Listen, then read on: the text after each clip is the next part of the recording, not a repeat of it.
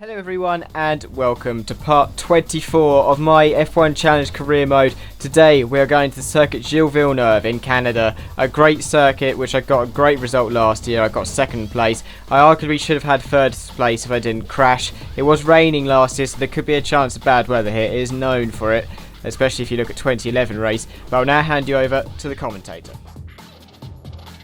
Just before the free practice session begins, let's take a quick look at the Drivers' Championship. Hakkinen is running away with the Drivers' Championship. Well, that covers the drivers. Let's take a quick look at the constructors next. McLaren are running away with the Constructors Championship. Located on the Ile Notre Dame, just minutes away from downtown Montreal, the Circuit Gilles Villeneuve combines short section of slow to medium speed chicanes and one hairpin. Despite being a dedicated motorsports facility, the barriers around Circuit Gilles Villeneuve are very close to the track, giving the circuit a distinctly street feel. Right, so we jump into practice here at the Circuit Gilles Villeneuve and everything was going swimmingly. The car felt great. I wasn't making that many mistakes, and I've decided this race I'm going to go for a more 50-50 fuel strategy. But I'm speaking on a new headset with, of course, a new microphone, so please comment about the quality. I hope it's better, and it should be better. But you can see here that Michael Schumacher beat my time with a 1:22.5, but we beat that later with a 1:22.0 to finish our practice session.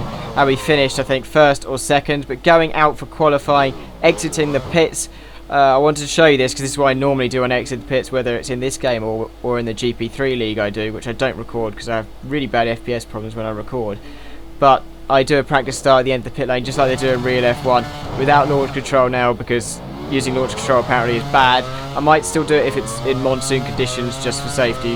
But our first qualifying lap in the session has done a 21.4, which is 6/10 faster than we managed in practice. That's a really good lap there. But later on in the session, there's a Jaguar, very slow in the last chicane, which cost us some time, but we're half a second up in our split. We're a bit crossed up on the exit, but going to the line. What time are we going to set? It's going to be faster, I think. It's a 21.0, which is the best lap we do in this session. And we are on pole for the moment. But I'll now hand you over to the grid. Welcome to Canada for round 8 of the 2000 FIA Formula 1 World Championship. The weather, as so often is the case here, is just wonderful.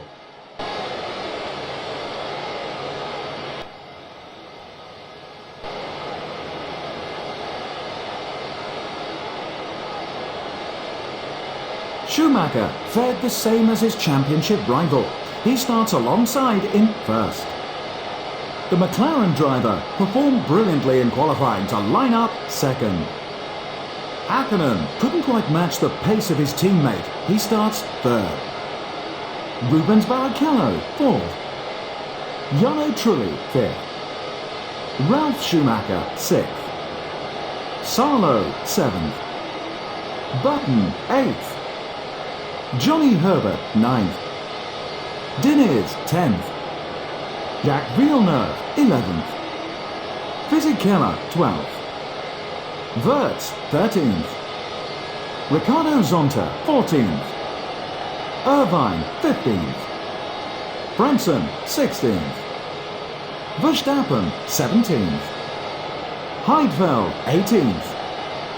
Jean Alesi 19th. Pedro de la Rosa 20th. Genet 21st. Mazzacane 22nd.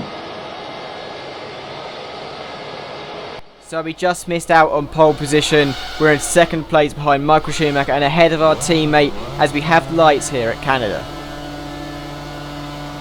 And we are going. Michael Schumacher's got a better start and Mika Hakkinen's got a better start, but I think we're going to keep ahead of Rubens Barrichello into the first turn. Yes, we are. We're side by side. Mika Hakkinen, can we get him into turn 2?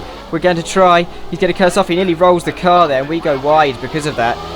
But luckily we've held third place there, but I don't think we're going to be able to get him into the end of this first sector. We just need to focus on not making a big mistake, because then the whole pack will crash into you.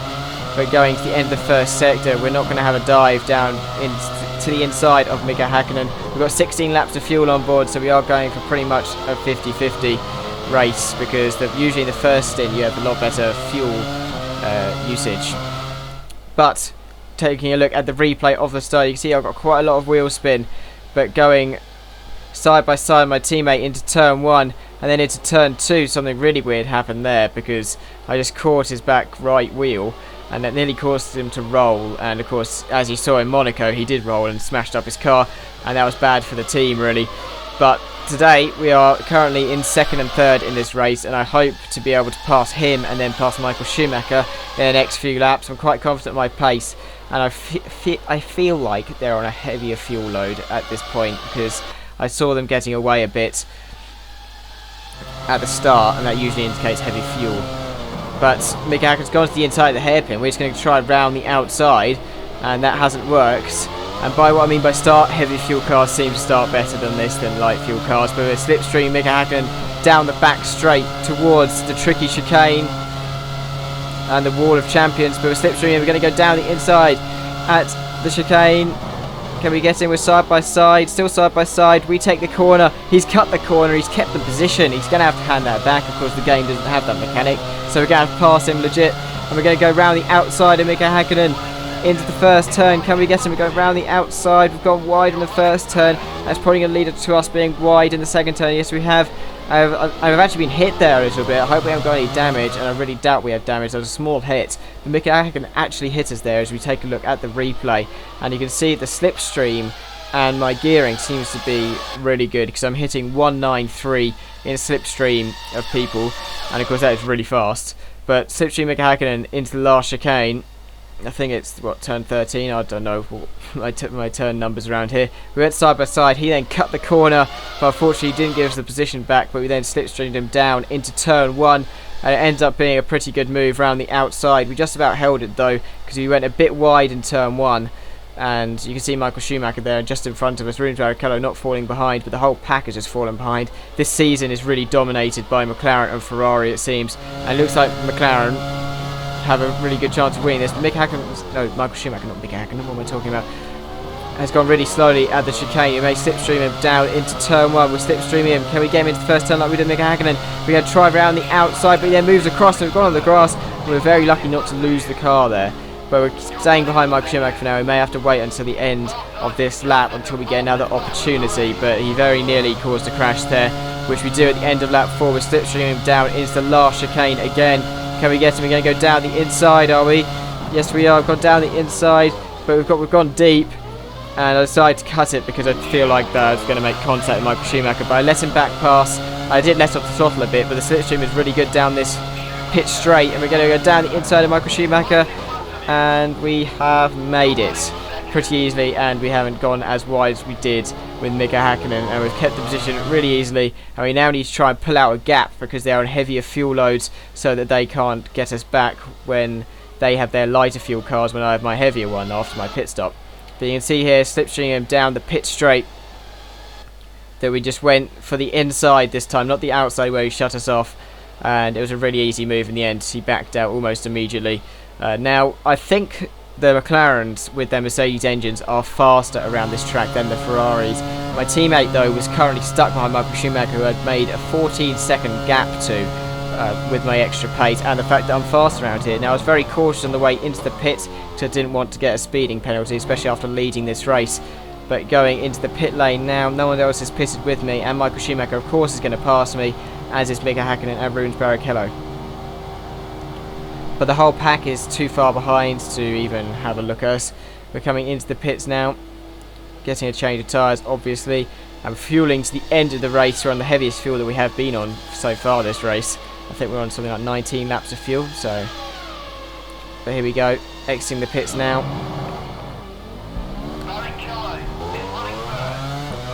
But we're coming out the pits, there's actually a bit of traffic behind us. That's why we had to actually take the pit lane, the white pit lane. I don't usually follow that because it just reduces your time. The reason why I went down the inside on that lap was because I felt that the lap car that just passed might have crashed into me, but it looks like Rubens Barrichello or Michael Schumacher's pitted, and we're up into third place.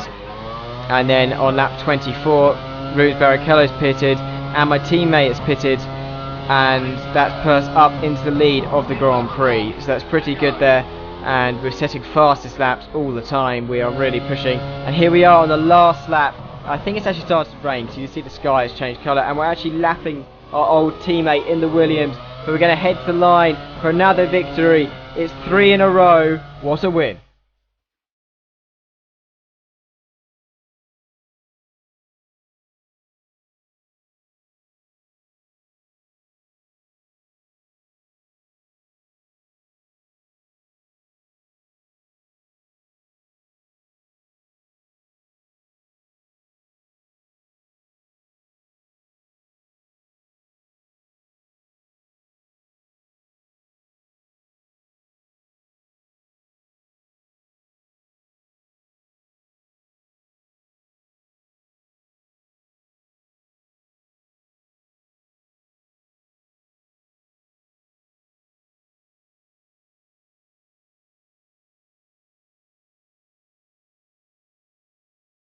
It's been a scintillating Canadian Grand Prix.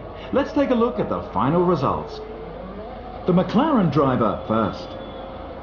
Hakkinen second. Schumacher third.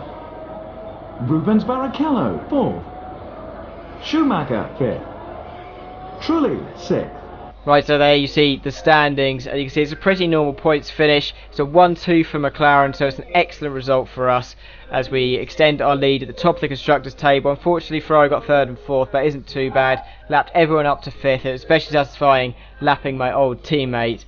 But we'll now take a look at the driver standings.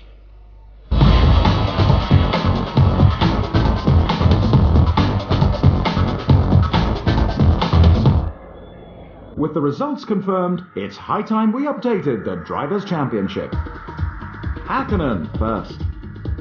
Right, so we close to within 6 points of our teammate, and we jump Michael Schumacher by 6 points as well. So we are closing in on the championship leader. I think this championship is going to be really tight to the end, and I'll now hand you over to Constructors.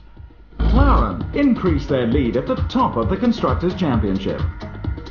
Ferrari are second, followed by the 3rd placed Williams. You can just see the dominance of McLaren and Ferrari there. We're 30 points ahead of Ferrari, and Williams are just on 19. So I really hope you enjoyed this video. Next race is Magny-Cours in France. I really hope you enjoy that, and I really hope you enjoyed this, and I'll see you next time. Goodbye.